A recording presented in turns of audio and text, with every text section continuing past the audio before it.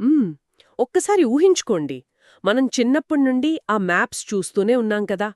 అందులో ఒక నది అకస్మాత్తుగా ఒక రాష్ట్రం రూపురేఖలను మొత్తం మార్చేస్తే ఎలా ఉంటుంది? అవును. అంటే ఆ మ్యాప్‌లో పల్లం ఎటువైపుంటే అటువైపు కాకుండా ఏకంగా గురుత్వాకర్షణకే ఎదురెళ్తున్నట్లు ప్రవహిస్తే ఇంకా ఆశ్చర్యంగా ఉంటుంది. ఎగ్జాక్ట్లీ. ఇవన్నీ వినడానికి ఏదో ఫ్యాంటసీ కథల్లా అనిపిస్తాయి కానీ ఇవేవీ కల్పితాలు కావు. సో స్టడీ ఐక్యూ ఐఏఎస్ వారి భౌగోళిక ఆధారాల నుండి సేకరించిన సమాచారంతో మనం చేయబోతున్న ఈ లోతైన విశ్లేషణకు స్వాగతం. నదులు అంటే కేవలం పారే నీరు మాత్రమే కాదు కదా. కరెక్ట్. అవి సరిహద్దులను చెరిపేసే చరిత్రలు. ఈ విశ్లేషణ ప్రధాన ఉద్దేశం కూడా అదే. ఆ మ్యాప్‌లో కనిపించే గీతల వెనుక ఉన్న సంక్లిష్టతను అర్థం చేసుకోవటం. రైట్. అంటే ఆ ఆధారాలను పరిశీలిస్తే నదుల వర్గీకరణ అనేది కేవలం వాటి పేర్లను బట్టి కాకుండా ఆ జన్మస్థానం, అవి ప్రవహించే తీరు మీద ఆధారపడి ఉందని తెలుస్తోంది కదా.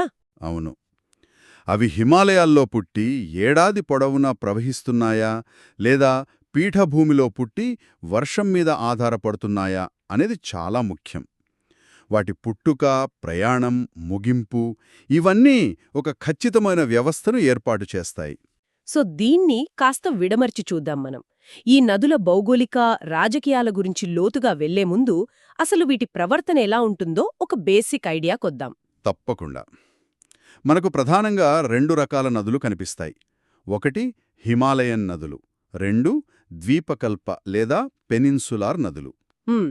ఈ హిమాలయాల్లో పుట్టే గంగా, సింధు లాంటివి జీవనదులు అంటారు కదా. అంటే ఏడాది పొడవునా వీటిలో నీరుంటుంది. దీన్ని నేనొక సింపుల్ అనాలజీతో చెప్తాను. ఈ జీవనదులు నెల నెలా ఖచ్చితంగా జీతం తీసుకున్న ఉద్యోగుల్లాంటివి. భలే చెప్పారు. వానల ద్వారా నీరు వస్తుంది. వానలు పడకపోయినా గ్లేషియర్లు కరుగుతూ నీటినందిస్తూనే ఉంటాయి. వాళ్ల బ్యాంక్ అకౌంట్ ఎప్పుడూ ఖాళీ అవ్వదు కదా. అవును. కానీ ఈ ద్వీపకల్ప పీఠభూమిలో అంటే మన దక్కన్ పీఠభూమిలో పుట్టే నదులున్నాయి చూశారు, అవి అచ్చం ఫ్రీలాన్సర్ల లాంటివి. ఫ్రీలాన్సర్లంటే ప్రాజెక్టులు వచ్చినప్పుడే చేతిలో పనుంటుంది. వానలు పడినప్పుడే ఆ నదుల్లో ప్రవాహం ఉంటుందన్నమాట. ఈ పోలిక నిజంగా బావుంది. రైట్. ఇవి పూర్తిగా నైరుతి ఋతుపవనాల మీదే ఆధారపడతాయి కదా. అవును. అయితే ఈ ఉద్యోగులు ఫ్రీలాన్సర్లనే దానికంటే మనం రివర్ బేసిన్ అనే పదాన్ని కొంచెం అర్థం చేసుకోవాలి. ఒక నది అనగానే మనం ఒక కాలువలాగా నీరు పారడాన్ని ఊహించుకుంటాం కదా. అవును. కానీ భౌగోళిక శాస్త్రంలో అదొక పెద్ద నెట్వర్క్. ఒక ప్రధాన నది, అందులో వచ్చి కలిసే వందలాది ఉపనదులు, ఇదంతా కలిపి ఒక బేసిన్ అవుతుంది. మన దేశంలో 20,000 చదరపు కిలోమీటర్ల కంటే ఎక్కువ విస్తీర్ణమున్న 12 మేజర్ బేసిన్లున్నాయి. వావ్!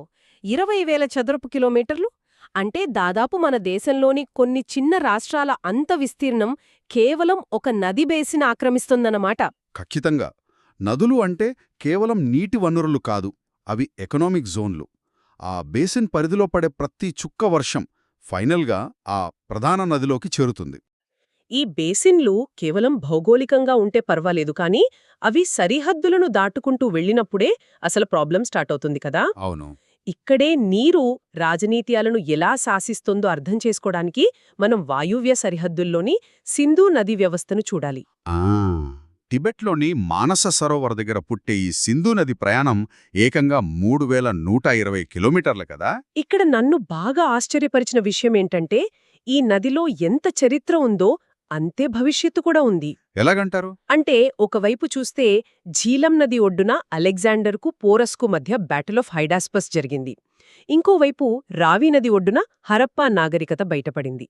కానీ వీటన్నింటికంటే చీనాబ్ నది దగ్గర పెద్ద ట్విస్ట్ ఉంది. ఓహో, రియాసీ ప్రాంతంలోని లిథియం నిల్వల గురించేగా మీరు చెప్తోంది. ఎగ్జాక్ట్లీ. ప్రాచీన యుద్ధాల నుండి ఇప్పుడు ఎలక్ట్రిక్ వెహికల్స్కు ప్రాణమైన లిథియం వరకు అంతా ఈ నదుల చుట్టూ తిరుగుతోంది. కాని నాకు డౌటుందిక్కడ. ఒకే నది ఇన్ని దేశాల గుండా వెళ్తున్నప్పుడు నీళ్ల పంపకం ఎలా జరుగుతుంది? దీనికోసమే ఆ ఫేమస్ 1960 నాటి సింధు జలాల ఒప్పందం, అంటే ఇండస్ వాటర్ ట్రీటీ జరిగింది. ప్రపంచ బ్యాంక్ ఆధ్వర్యంలో జరిగిన ఈ అగ్రిమెంట్ చాలా సంక్లిష్టమైనది. అదేంటి? మన సోర్సెస్ ప్రకారం ఇది చాలా సింపుల్గా ఉంటుంది కదా. పశ్చిమ నదులైన సింధు, జీలం, చీనాబ్ పాకిస్తాన్కిచ్చారు. తూర్పు నదులైన రావి, బియాస్, సట్లెజ్ మనకొచ్చాయి. అవును. 6 నదుల్లో 3 వాళ్లకి 3 మనకి. 50-50 పంపకంలాగా అనిపిస్తుంది కదా. అవును, వినడానికి చూడటానికి చాలా న్యాయంగా ఉంది కదా. ఇందులో సంక్లిష్టత ఏముంది? పైకి కనిపించే ఈ 50-50 లెక్కే పెద్ద మోసం. నదులను పంచుకోవడమంటే పేర్లు పంచుకోవడం కాదు కదా, ఆ నదులు మోసుకొచ్చే నీటి పరిమాణాన్ని పంచుకోవడం. ఉమ్, అవును. పాకిస్తాన్కు కేటాయించిన ఆ 3 పశ్చిమ నదుల్లో ఏకంగా ఈ మొత్తం నదీ వ్యవస్థలోని 80% నీరుంటుంది. అంటే దాదాపు 99 బిలియన్ క్యూబిక్ మీటర్ల నీరు అన్నమాట. Oh my God! ఏకంగా 80%? అంటే తలా 3 నదులు అనుకున్నాం కానీ వాళ్ళకి వెళ్తున్న నీరు అంత ఎక్కువుందా? ఖచ్చితంగా. ఎందుకంటే చీనాబ్ నది సింధు నదికి అతిపెద్ద ఉపనది. పైగా హిమాలయాల్లోని భారీ గ్లేషియర్ల నుండి వాటికి నీరొస్తోంది. ఇక భారతదేశానికి వచ్చిన తూర్పు నదుల్లో ఉండేది కేవలం 20% నీరు మాత్రమే. ఓహో! అంటే నదుల సంఖ్య సమానమైనా నీటి పరిమాణంలో ఇంత వ్యత్యాసముందన్నమాట. అసలు నీటిని పంచుకోవడం ఇంత కష్టమా? అవును, సరిహద్దులు గీసినంత ఈజీ కాదిది. రైట్. మరి వాయువ్య సరిహద్దుల నుండి దేశ నడిబొడ్డుకు వద్దాం. ఇక్కడ గంగా బ్రహ్మపుత్ర నదులు అసలు మన సంస్కృతికి మూలస్తంభాలు కదా. ఇక్కడే గంగానది పుట్టుక గురించి ఒక అద్భుతమైన ఫ్యాక్టుంది. అవును, చాలామంది ఏమనుకుంటారంటే గంగోత్రి నుండి నేరుగా గంగలాగే పుట్టి కిందకొచ్చేస్తోంది అనుకుంటారు. కానీ అది నిజం కాదు కదా. ఇదొక రిలే రేస్ లాంటిది. ఒక రకంగా చెప్పాలంటే అవును.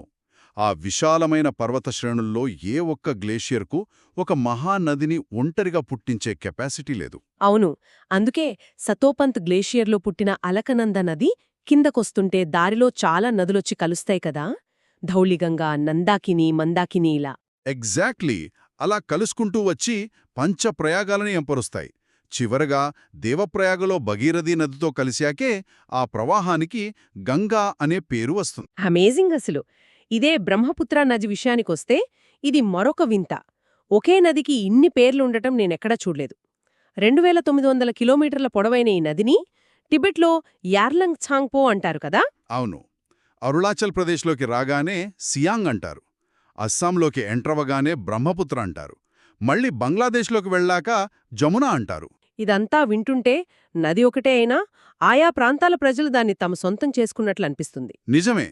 ఇంకో ఇంట్రెస్టింగ్ విషయం ఏంటంటే బ్రహ్మపుత్ర, సుబన్సిరి నదుల కలయిక దగ్గర ప్రపంచంలోనే అతిపెద్ద నదీ ద్వీపం మజులి ఏర్పడింది.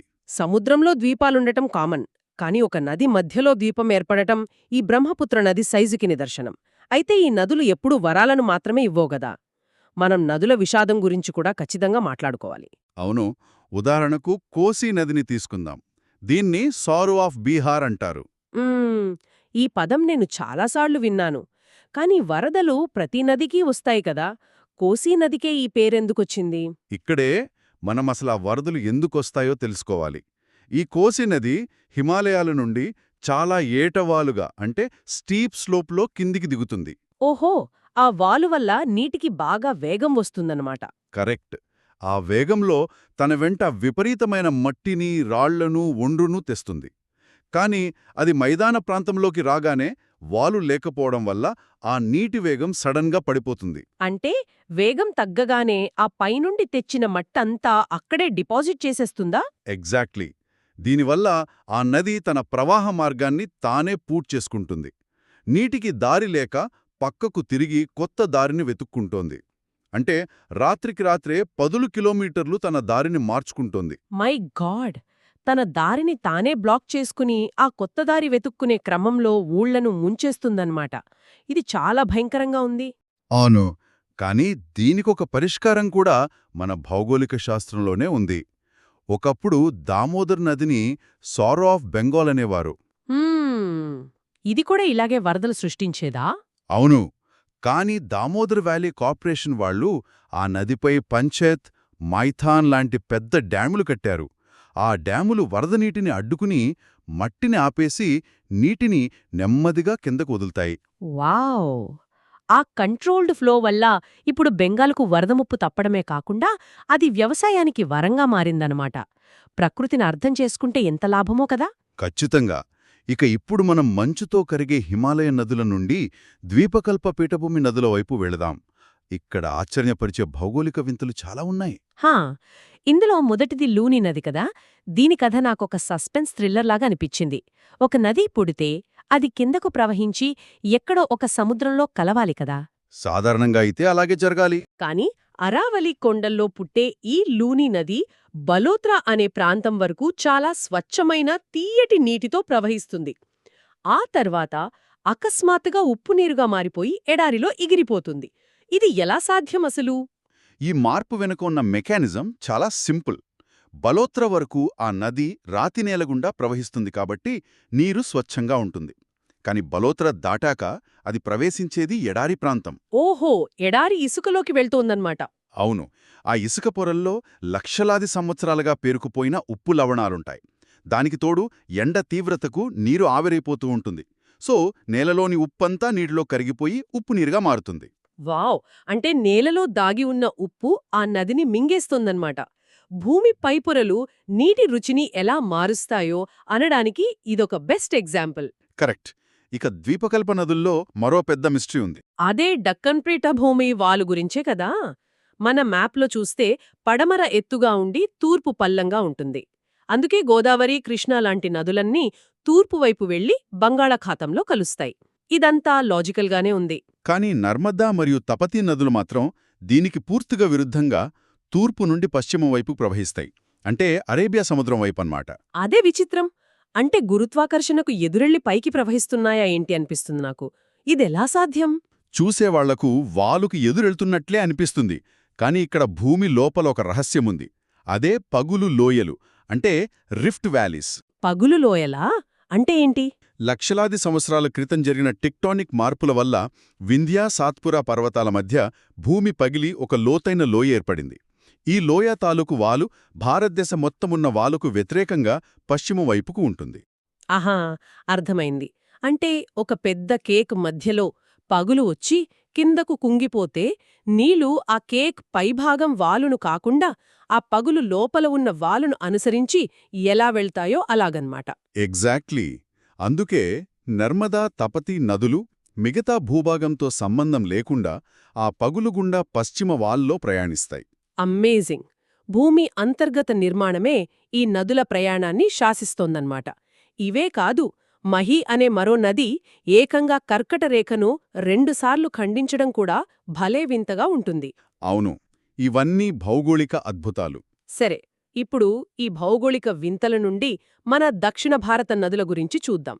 1455 కిలోమీటర్ల పొడవైన గోదావరిని దక్షిణ గంగా అంటారు కదా. అవును, దానికున్న పవిత్రతా పరిమాణం అలాంటిది. అలాగే కృష్ణానది ఒడ్డున హంపి విరూపాక్ష దేవాలయం, పంబానది ఒడ్డున శబరిమల క్షేత్రం. ఇవి కేవలం నీటి వనరులు కావు, మన సంస్కృతికి ప్రతీకలు కదా. ఇదంతా వినడానికి చాలా బాగుంది. కానీ ఇక్కడ నేను మీరు స్టార్టింగ్లో చెప్పిన ఒక అనాలజీని గుర్తు చేయాలి. మీరు దక్షిణ భారత నదులన్నిటినీ ఫ్రీలాన్సర్లు అన్నారు, గుర్తుందా?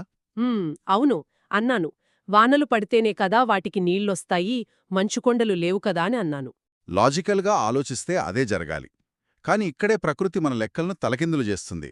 దీనికి ఒక అద్భుతమైన మినహాయింపుంది, అదే కావేరీ నది. వెయిట్, కావేరి జీవనదా? అదెలా సాధ్యం? అవును, దక్షిణ భారతదేశంలో ఉన్న ఏకైక జీవనది ఇది. దీంట్లో ప్రవాహం ఏడాది పొడవునా నిరంతరంగా ఉంటుంది. ఇది మీ ఫ్రీలాన్సర్ నియమాన్ని బ్రేక్ చేస్తుంది. మంచుకొండలు లేని దక్షిణ భారతదేశంలో ఒక జీవనది ఎలా సాధ్యం? హిమాలయాలతో సంబంధం లేకుండా ఆ నదికి ఏడాది పొడవున నీళ్లు ఎక్కడ్నుండొస్తాయి? ఇక్కడే కావేరీ నది భౌగోళిక వ్యూహం దాగి ఉంది. ఈ నదికి ఒకే ఏడాదిలో 2 వేర్వేరు వాతావరణ వ్యవస్థల నుండి నీళ్లొస్తాయి. జూన్ నుండి సెప్టెంబర్ వరకు నైరుతి రుతుపవనాల వల్ల దాని ఎగువ ప్రాంతంలో భారీ వర్షాలు పడతాయి. రైట్, అంటే కర్ణాటకలోనే పొడిము ప్రాంతంలో కదా.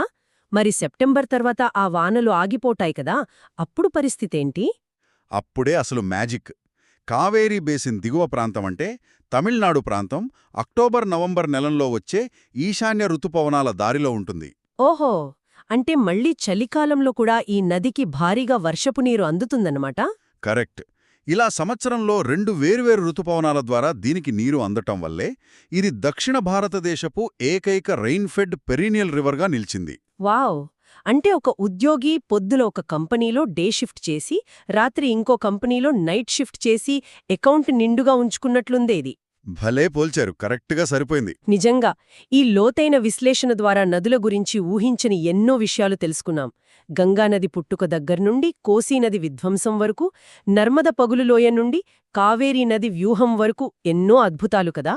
నదులు కేవలం మ్యాప్లలో గీతలు కావనిపించింది. నదులను రక్షించుకోవడం గురించి మనం ఎందుకు పదే పదే మాట్లాడుకోవాలంటే అవి లేకుండా మనకి భవిష్యత్తు లేదు. ఆ ప్రవాహాలను గౌరవించడం నేర్చుకోకపోతే ప్రకృతి తనదైన శైలిలో సమాధానం చెబుతుంది. 100%. అయితే వినేవారికి ఒక గంభీరమైన ఆలోచనను వదిలిపెడుతూ దీన్ని ముగిద్దామనుకుంటున్నాను. మన ఆధారాలను ఒకసారి జాగ్రత్తగా గమనిస్తే ఒక భయంకరమైన వాస్తవం కనిపిస్తుంది. తీస్తా నది గురించే కదా? అవును, ఒకప్పుడు పశ్చిమ బెంగాల్లో తీస్తా నది గంగానదికి ఉపనదిగా ఉండేది. కాని 1787లో వచ్చిన ఒక భయంకరమైన వరదల తర్వాత అది అమాంతం తన దారి మార్చుకుని బంగ్లాదేశ్ వైపు వెళ్లి బ్రహ్మపుత్రలో కలవటం మొదలుపెట్టింది. రైట్. వరద నీరు తన దారిని తానే కొత్తగా రాసుకుంది. అలాగే 1819లో వచ్చిన ఒక భారీ భూకంపం తర్వాత సింధూ నది పాయ కూడా గుజరాత్ వైపు రాకుండా తన దారి మార్చుకుని పాకిస్తాన్ వైపు మళ్లిపోయింది. అంటే భూమి కంపించింది, నది దేశం మారిపోయింది కదా. ఎగ్జాక్ట్లీ. సో ఒక్కసారి ఆలోచించండి. వాతావరణ మార్పులు ఇంత వేగవంతమవుతున్న ఈ తరుణంలో రేపు పొద్దున్న ఈ మహానదులు మళ్లీ తమ దారులు అకస్మాత్తుగా మార్చుకుంటే ఏమవుతుంది? అది నిజంగా ఊహించడానికే భయంగా ఉంది. అవును, మనం శాశ్వతం అనుకుంటున్న దేశ సరిహద్దులు, రాజకీయ నాయకులు రాసుకున్న అంతర్జాతీయ ఒప్పందాలు అన్నీ ఒక్క రాత్రిలో నీటిపాలైపోవా? భూగోళం గీసిన భౌగోళిక రేఖల ముందు మనుషులు గీసిన ఈ సరిహద్దులు ఎంత అశాశ్వతమో కదా. సో ఈ ఆలోచనతో మీలోని ఆసక్తిని తట్టిలేపుతూ సెలవు తీసుకుంటున్నాం. మళ్ళీ మరొక ఆసక్తికరమైన విశ్లేషణ